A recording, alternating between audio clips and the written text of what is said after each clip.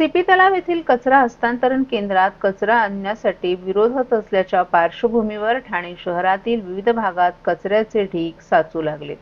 या भागात गेल्या 2 दिवसांपासून घंटागाडी फिरकली नसून शहरातील सोसायट्यांबाहेर दुर्गंधी पसरली आहे.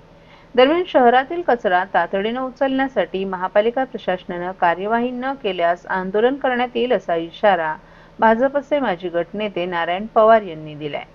वागळे एस्टेटमधील सीपी तलावावर परिसरात महापालिकेचं कचरा हस्तांतरण केंद्र आहे. या ठिकाणी कचऱ्याचं वर्गीकरण करून त्यानंतर तो डायव्हरला टाकला जातो.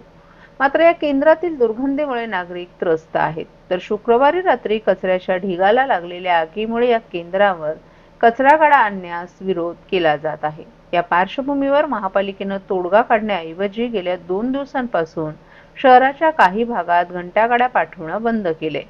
शहरातील विविध भागातील सोसायट्यांबाहेर ठेवलेला कचरा हा घंटागाड्यांकडून उचलला जातो. मात्र गेल्या 2 दिवसांपासून घंटागाड्या न आल्यामुळे सोसायट्यांबाहेर ड्रममध्ये कचरा जमा झालाय. तो त्याच ठिकाणी असल्यामुळे परिसरात दुर्गंधीही पसरली आहे.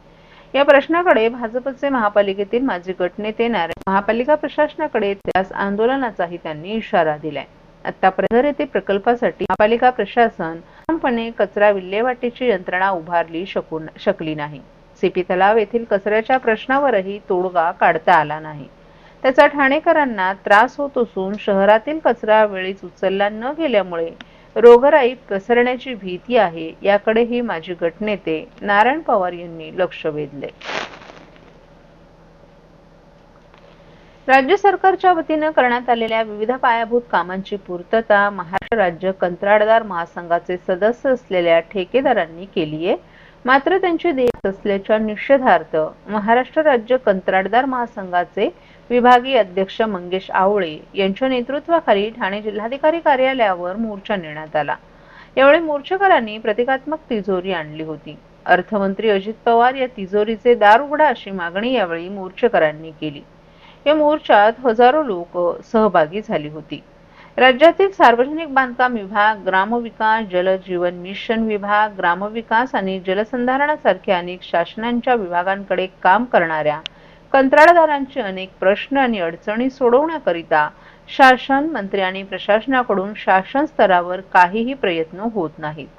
याबाबत शासनास कंत्राटदार महासंघाने वेळोवेळी 5 मागण्यांचा ड्राफ्ट दिला होता. पत्रव्यवहार आणि बैठकही घेतली होती. परंतु शासन काहीही करत नाहीत असा आरोप करून महाराष्ट्र राज्य कंत्राटदार महासंघाने सार्वजनिक बांधकाम कार्यालय ते जिल्हाधिकारी कार्यालय असा मोर्चा काढला होता. मोर्चेकरांनी वाटेत येत असलेल्या महात्मा गांधी, छत्रपती शिवाजी महाराज आणि डॉक्टर बाबासाहेब आंबेडकर यांच्या पुतळ्यास अभिवादन केले. दरम्यान राज्यातील सार्वजनिक बांधकाम विभाग, ग्रामविकास, जलजीवन मिशन, जलसंधारण, स्थानिक स्वराज्य संस्था इथे विकास कामे करणाऱ्या कंत्राटदारांची देयक तातडीने देऊन कंत्राटदार, त्यांचे कुटुंबीय आणि त्यावर अवलंबून असणारे व्यावसायिक यांची वर्षानुवर्ष देयकच मिळत नसल्याने होणारी आर्थिक पिळवणूक आणि उपासमार तातडीने बंद करावी. राज्यातील सर्व विभागांकडील कामं मंजूर करण्याच्या अगोदर त्या कामांना निधीची उपलब्धता असल्याशिवाय शासनाने या कामांसाठी कोणतीही निविदा प्रक्रिया अजिबात राबवण्यात येऊ नये आदी मागण्यांचे निवेदन महासंघाने जिल्हाधिकाऱ्यांमार्फत राज्य सरकारला दिले. यावेळी मंगेश आवळे यांनी मागील 2 वर्षांपासून राज्यातील सर्व कंत्राटदार मेटाकुटीला आले असल्याचं सांगितलं. अनेकदा निवेदनं, निदर्शनं केली आहेत. एकनाथ शिंदे मुख्यमंत्री असतानाही कंत्राटदारांनी मागणी केली होती. त्यावेळेस आम्हाला आश्वासन देण्यात आलं होतं, मात्र त्याची पूर्तता करण्यात आली नाही. आता देवेंद्र फडणवीस यांनी तरी लक्ष द्यावं. पंतप्रधान मोदी हे देशाची अर्थव्यवस्था 5 ट्रिलियन करण्याचं स्वप्न पाहत आहेत. मात्र त्यासाठी ठेकेदारांची बिलं अदा करणं गरजेचं आहे.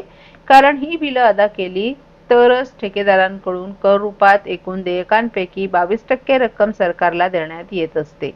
हीच रक्कम देशाच्या 5 ट्रिलियन अर्थव्यवस्थेत पोषक ठरणार आहे. त्यामुळे अजित पवार यांनी आता तरी तिजोरीचं दार उघडावं अशी मागणी करण्यात आली आहे. महाराष्ट्र राज्य कंत्राटदार महासंघाच्या वतीने पूर्ण राज्यव्यापी आम्ही लोकांनी आज हा मोर्चा घेतलेला आहे. जिल्हाधिकाऱ्यांना आम्ही निवेदन देतोय. मागच्या 2 वर्षापासून आम्ही अक्षरशः मेटाकुटीला आलेलो आहोत. आम्ही शासनाला वारंवार विनंती करतोय.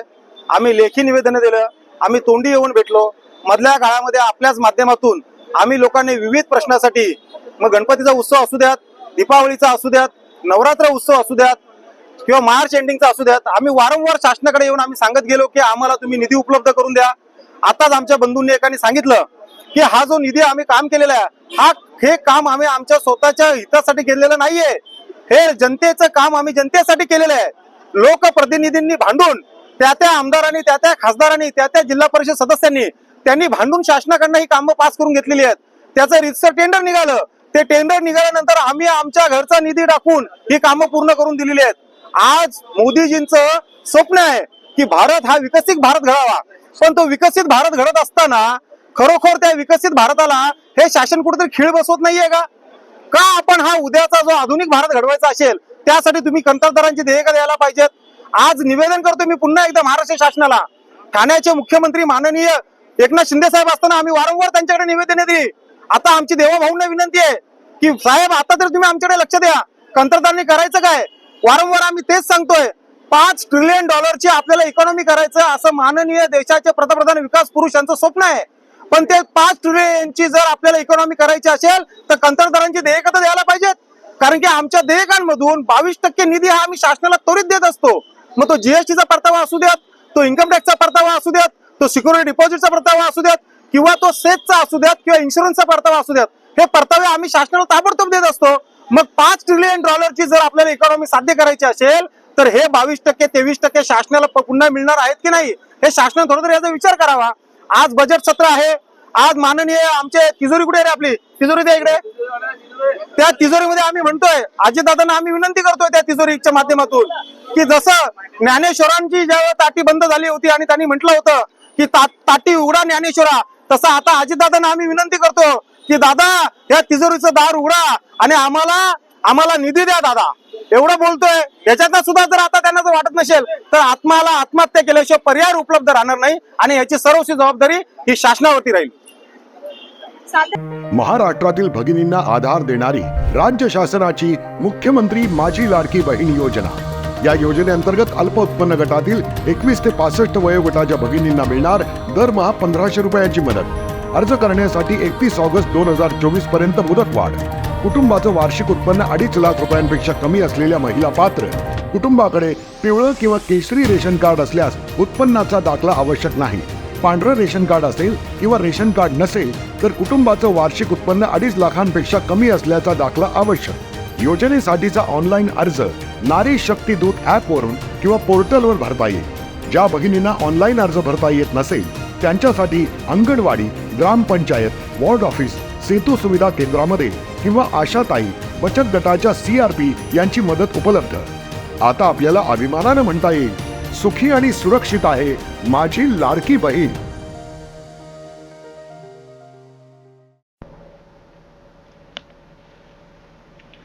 जागतिक महिला दिनानिमित्त 8 मार्च रोजी महाराष्ट्र प्रदेश महिला काँग्रेसच्या वतीनं मानपाडा येथे कार्यक्रमाचं आयोजन करण्यात आलं होतं. या कार्यक्रमात सर्वप्रथम क्रांतिज्योती सावित्रीबाई फुले यांच्या प्रतिमेस महाराष्ट्र प्रदेश महिला काँग्रेस कमिटीच्या सचिव शिल्पा सोनोने यांनी पुष्पहार अर्पण करून अभिवादन केलं. तसंच माता सावित्रीबाई फुले यांच्या कार्याचा गुणगौरव करून अभिवादन करण्यात आलं. या कार्यक्रमात वयोवृद्ध महिला, घरकाम आणि गृह उद्योग करणाऱ्या महिलांचा सत्कार शिल्पा सोनोने यांच्या हस्ते करण्यात आला. तसंच यावेळी असंख्य महिला वर्गही उपस्थित होता. यावेळी सर्व उपस्थित महिलांना पुष्पगुच्छ देऊन सन्मानित करण्यात आलं. या कार्यक्रमात वसुधा गायकवाड, ललिता पंडागळे, माया धनेश्वर, प्रीती त्रिभुवन, वंदना कांबळे, वैशाली काकडे, सुनीता लखन, सुनीता घाटे, हौशिला यादव, विजया संध्यान, शारदा दामोदर, लीला समखेडकर, सुमन गवळी आदी देखील प्रमुख उपस्थितीत होते. पर्यावरणपूरक सण साजरे करण्यासाठी मूर्तिकारांना ठाणे महानगरपालिकेतर्फे शाडूची माती आणि मूर्ती घडवण्यासाठी जागा विनामूल्य देण्यात येणार आहे. आतापर्यंत शाडूच्या मातीसाठी 10 मूर्तिकारांनी तर जागेसाठी 5 मूर्तिकारांनी अर्ज केलाय. मातीची उपलब्धता आणि प्रभागनीय जागांचं नियोजन करण्यासाठी मूर्तिकारांनी शाडूच्या मातीची मागणी 15 मार्च पर्यंत ठाणे महापालिकेकडे नोंदवावी. तसंच जागेसाठीही अर्ज करावा असं आवाहन ठाणे महापालिकेच्या वतीनं करण्यात आले। शाडूच्या मातीच्या खरेदीसाठी ठाणे महापालिकेला मागणी नोंदवायची आहे। त्यासाठीची निविदा प्रक्रिया पूर्ण करून लवकरात लवकर ही माती मूर्तिकारांना उपलब्ध व्हावी या दृष्टीनं मूर्तिकारांनी मातीची मागणी 15 मार्च पर्यंत महापालिका मुख्यालय येथील पर्यावरण विभागाच्या कार्यालयात नोंदवावी असं आवाहन पर्यावरण विभाग प्रमुख मनीषा प्रधान यांनी केले। कळवा आणि वर्तकनगर प्रभाग समिती वगळता इतर प्रभाग समिती क्षेत्रातून जागा किंवा मातीसाठी अर्ज आले नाहीत। त्यामुळे मूर्तिकार संघटनेनेही त्यात पुढाकार घेऊन महापालिकेत सहकार्य करावं असं आवाहन प्रधान यांनी केले। पर्यावरणपूरक गणपती साजरा करण्यासाठी ठाणे महापालिका आयुक्त सौरभ राव यांच्या निर्देशानुसार मूर्तिकार तसंच सार्वजनिक गणेशोत्सव मंडळ यांची 16 जानेवारी रोजी बैठक घेतली। तसंच 3 फेब्रुवारी रोजी पर्यावरणपूरक गणेशोत्सव नियमावली 2025 प्रसिद्ध करण्यात आली आहे। या बैठकीत झालेल्या चर्चेनुसार मूर्तिकारांनी शाडूच्या मातीची मागणी तसंच जागेसाठी अर्ज लवकरात लवकर करावा। शाडूच्या मातीसाठी ठाणे महापालिका मुख्यालय पाचपाकाडी येथील प्रदूषण नियंत्रण विभाग येथे तर जागेसाठी संबंधित प्रभाग समिती कार्यालय येथे अर्ज करावा लागणार आहे। संबंधित मूर्तिकारांनी या दोन्ही गोष्टी शनिवार 15 मार्च पर्यंत कराव्यात असं आवाहन ठाणे महापालिकेनं केलं आहे।